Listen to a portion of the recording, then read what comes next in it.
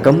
குலசேகரன் பட்டினம் அருள் தரும் ஞானமூர்த்தீஸ்வரர் சமேத முத்தாரம்மன் திருக்கோவில் தசரா பெரும் திருவிழா 2026 நாட்கள் ரொம்பவே கிட்ட நெருங்கிடுச்சு. இது கடந்த 2025ஆம் ஆண்டு தசரா திருவிழாவின் 10ஆம் தசராவுக்கு நம்ம எல்லோருமே முழுமையான வேஷத்தோட அம்பாளுடைய சன்னதி நோக்கி செல்வோம். எங்களுடைய தசரா குழு அருள்மிகு முத்துமாலையம்மன் தசரா குழுவும் குலசைக்கு செல்லக்கூடிய அந்த தருணங்களை உங்களோட பகிர்ந்துக்கிட்டு, அந்த தருணத்தில் என்னதான் நிறைய கஷ்டங்கள் இருக்கும், காத்திருக்கணும், மணிக்கணக்கில் காத்திருக்கணும். சில தருணங்களில் காத்திருக்க முடியாமல் அப்படியே அந்தந்த வீதிகளில் குலசையை சுற்றி சுற்றி நிறைய பக்கங்களில் இருந்து தசரா குழுவினர்கள் வந்தாலுமே இறுதியாக ஒரு 2 பாயிண்ட் வச்சுருப்பாங்க, இந்த வழியாக போகணும் இந்த வழியாக போகணும்னு சொல்லி. அந்த பாயிண்ட்டுக்கிட்ட போய் நின்றுட்டு ஒரு கொஞ்சம் சிரமமாக இருக்கும். ஐயோ, அங்கேருந்து வர்ற தசரா குழுவும் இடிக்கிறாங்க, இங்கேருந்து வர்றவங்களும் இடிக்கிறாங்களேன்னு சொல்லி அந்த பாயிண்ட்டை கடந்து போயாச்சுன்னா அதுக்கப்புறம் அப்படியே நேர் வழியில் போன மாதிரி இருக்கும். அது போய் சேர்றதுக்கு கிட்டத்தட்ட 4 மணி நேரம் 5 மணி நேரம், சில தசரா குழுவுக்கு 8 மணி நேரம்லாம் ஆயிருக்கு.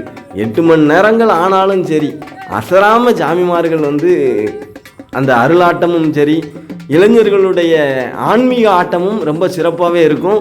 அவ்வளவு என்ஜாய் பண்ணுவாங்க. இது நம்மளுடைய வேஷம் அப்படியே நடந்துக்கிட்டே இருக்கிறோம் வெறுன்னு சொல்லி. நிறைய பேர் 10ஆம் திருவிழாவுக்கு முழுமையான வேஷத்தோடு போகணும்னு சொல்லி அடிக்கடி சொல்லுவீங்களே, ஆனால் நீங்கள் கிரீடம் வைக்கலையே அப்படின்னு சொல்லி கேட்டாங்க. நம்ம எப்போவுமே அம்பாளுடைய உத்தரவுப்படி, அம்பாள் மனசில் உணர்த்துவதன்படி தான் செல்வது. நம்ம இதுக்கடையில் கிரீடம் புதுசாக தான் வாங்கியிருந்தேன், அது வீடியோ கூட போட்டிருக்கிறேன் கடந்த ஆண்டில். இருந்தாலும் கிரீடம் வைக்கலை அப்படின்னா அது எனக்கு மகுடம் இல்லாமல் வாப்பா அப்படிங்கிற மாதிரி காட்டிச்சு. சரி, மகுடத்தை காலிப்பாறையிலே வச்சிருவோமேன்னு சொல்லி வச்சுட்டு வந்தாச்சு. மற்றபடி நம்ம எப்போவுமே முழுமையான வேஷத்தோடு போகணும்னு சொல்லி போகக்கூடிய ஆள், மற்றவர்களையும் இப்படி ஃபாலோ பண்ணுங்கப்பான்னு சொல்லக்கூடிய ஆள். நம்ம வீடியோலையும் அதை தான் அடிக்கடி சொல்லுவோம். இருந்தாலும் மனசில் ஒரு விஷயம் படுதா அதுபடி தான் செய்கிறது. அதை மீறி எதுவுமே அதை பார்த்துக்கலாம் அப்படிங்கிற அந்த பார்த்துக்கலாங்கிற பழக்கமே நமக்கு கிடையாது. அம்பாள் சொல்லிட்டான்னு சொன்னால் அவள் சொல்லுக்கு மறுசொல்லு கிடையாது. நிறைய தசரா குழுவினர்கள் தாரத்தப்பட்டை எல்லாம் கொண்டு வந்திருந்தாங்க. ஒரு சிலர் நையாண்டி மேளமுமே கொண்டு வந்திருந்தாங்க. குலசை அந்த ஊர் வீதிகளில் எந்த மேளனாலும் அடித்து வரலாம். குறிப்பிட்ட இடத்துல இருந்து தான் மேளத்தெல்லாம் அனுமதிக்கலை. நாங்கள் முன்னோக்கி போய்கிட்டே இருந்தோம். நிறைய செட்டுகள் அவங்க மேளதாளங்களோடு வந்ததுனால நின்று நிதானமாக போகணும்னு சொல்லி அதே ஒரே இடத்துல நின்று சும்மா கேப்பு தான் கிடந்தது. இருந்தாலும் ஒரே இடத்துல நின்று செட்டு அடித்து அவ்வளோ ஆனந்தமாக நிதானமாக வரணுன்னுட்டு நின்றுட்டே இருந்தாங்க. சரி, நம்ம வேகமாக போய் சூரசம்ஹாரத்துக்கு முடிஞ்ச அளவுக்கு கடற்கரைக்கு போக பார்ப்போம் அப்படின்னு சொல்லி வேகமாக சைடில் ஓடி போயிட்டோம். தசரா குழுக்கள் செல்லும் வழி அப்படிங்கிற அந்த பேனர் இருக்குல்லையே, அது வரைக்கும் போயிட்டு அதுக்கு அங்கே பார்த்தீங்கன்னா எல்லாருமே தசரா குழுக்கள் வரிசையாக தொடர்ச்சியாக நின்றுக்கிட்டே இருந்தாங்க. சரி, அப்போ இங்கேருந்து லைன் தொடங்குது, நம்மளும் இங்கேருந்து நம்ம லைனை தொடங்கிடுவோம் அப்படின்னு சொல்லி சங்கிலி பிடிச்சோம். அதுக்கப்புறம் எங்கள் தசரா குழு போலவே இன்னும் ஒரு தசரா குழு பக்கத்தில் இருந்தாங்க. சரி, அப்போ 2 குழுவையும் சேர்த்தாப்புல சங்கிலி பிடிக்கிறதுக்கு நல்லா சௌகரியமாக இருக்குமென்னு சொல்லி அந்த தசரா குழுவினர்களோட பேசி 2 செட்டும் ஒன்றா சேர்த்து நல்லா பெரிய சங்கிலியாக பிடிச்சி அருளாடக்கூடிய சாமிமார்கள்ட்டெல்லாம் சொல்லியாச்சு, முழுமையாக சாமியை இறக்குங்கப்பா, எவ்வளோ நேரம்னாலும் சாமி ஆடுங்க அப்படின்னு.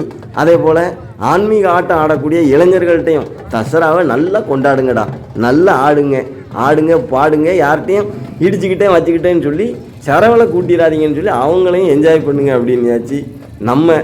நம்ம அம்பாளுக்கிட்ட முறையிட வேண்டியதெல்லாம் முறையிட்டுக்கிட்டு அப்படியே மனசில் அம்பாளை நினச்சிக்கிட்டு அம்பாளுக்கிட்ட ஒரு தாய்க்கு மகனுக்குமான உரையாடலை நிகழ்த்திக்கிட்டு நம்ம அப்படியே நிதானமாக செட்டை கண்காணிச்சிக்கிட்டு போய்கிட்டு இருந்தோம். ஆங்காங்கே சில இளைஞர்கள் கொடி பறக்க விட்டாங்க. நானும் டக்குன்னு பார்த்துட்டு என்ன நம்ம தளபதி விஜய் கட்சியா அப்படின்ட்டு பார்த்தேன். அதுக்கப்புறம் பார்த்தா அது தெளிவாக பார்த்தப்போ தான் இல்லையே 2 ஃபோட்டோ தெரியுதே, சரி வேறு ஏதோ கட்சி போல், வேறு ஜாதிய கொடி போல் அப்படின்னு நினச்சிட்டு அப்படியே கடந்து போய்கிட்டே இருந்தோம். நம்ம பாட்டுக்கு நம்ம கரெக்டாக இருப்போம். மற்ற இளைஞர்கள் அதை அவங்களாத்தான் திருந்தணும். காவல்துறை தரப்புலையும் சொல்கிறாங்க, திருக்கோயில் தரப்புலையும் சொல்லுதாங்க, இப்போ கொடியெல்லாம் பிடிக்காதீங்க, ஜாதிய அடையாளத்தோடு வராதிங்கன்னு சொல்லியும் இப்படி செய்தாங்கன்னு சொன்னால் அதை நம்ம எத்தனை முறை பக்தர்களே ஜாதி கொடி பிடிக்காதீங்க, ஜாதி கொடி கெட்டாதீங்கன்னு சொன்னாலும் கேட்க போகிறது இல்லை. அவர்களாக திருந்தினால் உண்டு, ஆமாம், இங்கே வந்து அவங்க ஜாதி கொடியை காட்டி ஜாதி ரீதியாக அடையாளப்படுத்துறதுக்கு என்ன அவசியம் இருக்குது? அனைவருமே முத்தாரம்மனுக்கு மாலை போட்டிருக்கோம். முத்தாரம்மனுடைய பெருமையை எடுத்து சொல்லுவோம். அம்பாளை பெருமைப்படுத்தணும், அம்பாளுடைய புகழ் ஓங்கணும். அதுதானே நம்மளுடைய நோக்கம். அதை விட்டுட்டு தேசிய தலைவர்களுடைய முகம் பறித்த கொடியானாலுமே அம்பாளுடைய சன்னதியில் அம்பாள் கொடியை தவிர வேற எந்த கொடியும் தேவையில்லை. அம்பாள் சன்னதியில் அம்பாளுடைய கொடியை தவிர வேற எந்த கொடியும் தேவையில்லைங்கிறது தான் இன்றும் சரி என்றும் நம்மளுடைய கருத்து. நம்ம சாமிமார்கள் நம்ம பசங்க அதையும் வீடியோ எடுத்திருக்காங்க. அண்ணன் பேசி போடுவாருன்னு சொல்லி கண்டிப்பாக பேசி போட்டாச்சு. அப்படியே நகர்ந்து போய்கிட்டே இருந்தோம். கிட்டத்தட்ட ஒரு 4.5 மணி நேரம் காத்திருப்புக்கு பிறகு அன்னையின் தரிசனம். அவளுடைய சன்னதி வாசலுக்கிட்ட நெருங்கும் பொழுது அம்பாள் அப்படி பூஞ்சப்புறத்தில் வந்து நின்னா பாருங்க. அவ்வளவு நேரம் காத்திருந்த அந்த காத்திருப்பு, அந்த ஒரு டயர்ட்னஸ் எல்லாமே பறந்துடுச்சு. எல்லா பக்தர்களுக்கும் மனசில் ஒரு அவ்வளவு ஆனந்தமாக இருந்திருக்கும். இத்தனை மணி நேரம் காத்திருந்த காத்திருப்புக்கு அற்புதமான தரிசனத்தை அம்பாள் கொடுத்தாங்க.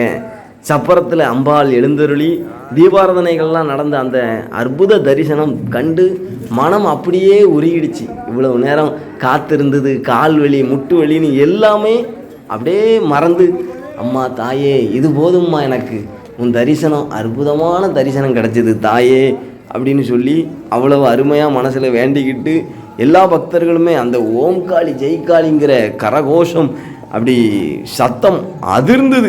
பயங்கரமான ஓம்காளி ஜெய்காளிங்கிற கோஷம் அப்படி விண்ணை பிளக்கும் அளவுக்கு இருந்தது. அம்பாள் சப்பரத்தில் எழுந்தருளி தீபாராதனை ஆச்சு. அதிகாலையிலே புறப்படக்கூடிய இந்த சப்பரம் மாலை ஆயிடும்.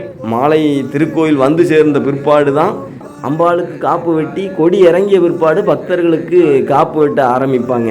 அப்போ பார்த்துக்கிடுங்க அம்பாள் திருவீதி உலா சென்று வர்றதுக்கு எவ்வளவு நேரம் ஆகுது அப்படின்னு சொல்லி. அந்த அளவுக்கு கூட்டமும் சரி, அம்பாளுக்கு ஒவ்வொரு இடத்துலையும் அர்ச்சனைகள் தொடர்ச்சியாக நடந்துக்கிட்டே இருக்கும்.